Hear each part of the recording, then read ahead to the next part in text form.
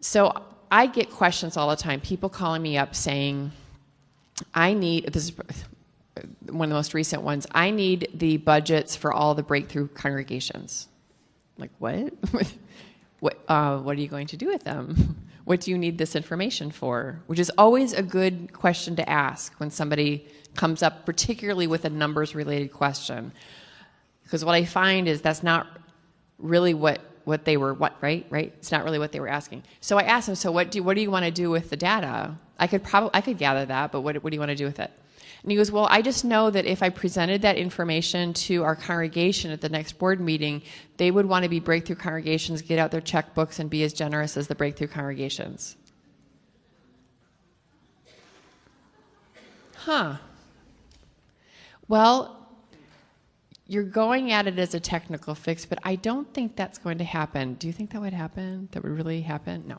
So I said, so what was at the core? And so we talked for a little bit. I listened to the story. I listened to the concerns. And it really wasn't about numbers. It's about relationship and about mission. And so I suggested one little fix, and you can try this at home. I've seen it work in other congregations.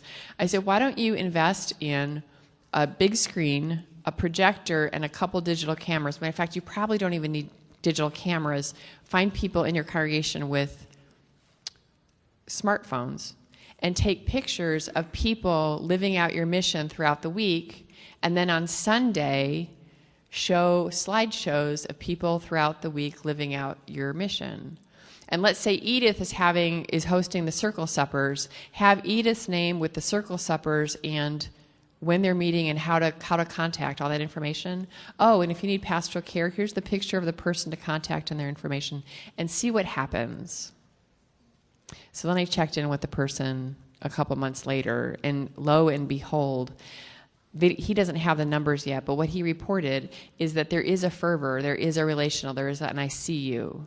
And see, that was a creative, adaptive fix for what looked like a technical fix. So we're in a time of asking that, is this really what I'm asking and yearning for?